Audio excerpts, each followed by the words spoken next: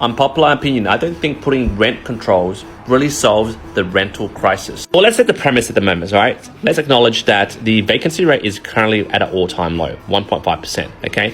Previously, it was between 3 to 4% during 2019, and it has been like that. And it took a really big dive, during mid-2022. And I also want to acknowledge that some tenants are experiencing rental stress. And with the high RBA rates, which pass on to the mortgage holders, landlords are forced to raise the rents, and some of them are skyrocketing. But I will still argue and prove my point here that advocating for rent price controls is not a viable solution to solving the rental crisis we have at the moment. But before I break down my own argument, let's explain why there is a rental crisis. And the first number one reason why the rent vacancy is so low is because there's a lot more renters living alone. Like basically after the pandemic, everyone's just been following Jason Derulo. To quote Mr. Derulo, everyone wants to feel like a rock star, can't stop their shine, are living on cloud nine. I'm riding solo. I mean, what happened to living in a one-bedroom apartment in Harris Park with 30 of your other mates? Oh, I'm sorry.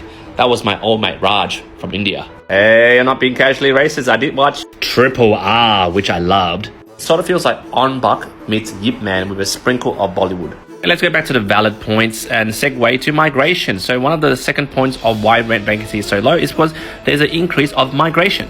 Third important point is with the increase of high rates, a lot of investors are selling out, which means the homes are no longer rented out. It's all owner-occupiers. Look at this graph by PopTrack. You can see that the rent in terms of house and unit has definitely, taken a big, sharp increase during 2020, 21 to now. Now let's talk about the rent controls that are in place right now. In terms of proposed rent controls, we have like the opposite extremes. We have the hard approach and the soft approach. So the hard approach is basically rent freeze, and the soft approach is rent stabilization. There's a lot of proposals in the the New South Wales and the Queensland government in terms of rent caps. For example, landlords are not able to increase rent to a certain amount, and that is fixed for a certain amount of time. As for the soft approach, which is rent stabilization, it's uncapped, so landlords can increase the rent, but then there is like the limit on how quickly rent can increase for these type of properties that are for rental. Now you got to understand in terms of history, this is not the first time Australia has proposed rent controls. As you can see here, Australia in terms of 1940s or during World War II, the Commonwealth has enforced fixed rents. Then that makes sense. That was World War II. We're not in World War III. We're not fighting against Russia or China at the moment.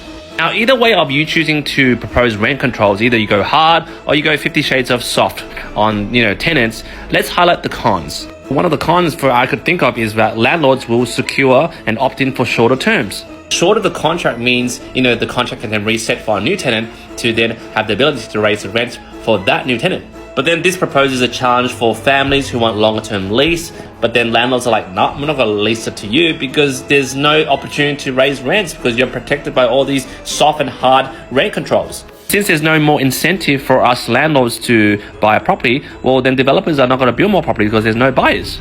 Another way that we landlords will play around these rent controls is that we'll be picky in terms of the property we want to buy. We'll definitely pick suburbs that basically don't have or attract those type of tenants that complain about the rent. Basically, those of us who have a bit of low-end housing in our portfolio, we'll sell them, and then basically we'll move on to more high-end housing. Those more reputable or more high-income suburbs. So visualize this: if you're in Sydney or Western Sydney, all the landlords will sell off, and then we'll all flock over to the North Shore, where there won't be a lot of rent controls, and buy there and rent there.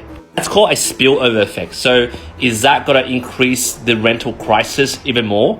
Yes, in a different proportion, which is the poor gets punished. And then you say, Q, what is the pros of rent controls? What are the pros? Well, to be honest, there isn't any, because the only solution is this. The only solution is to raise the government rent assistance. The government makes a lot of money in terms of us investors in terms of stamp duty. Stamp duty is the government's cash cow.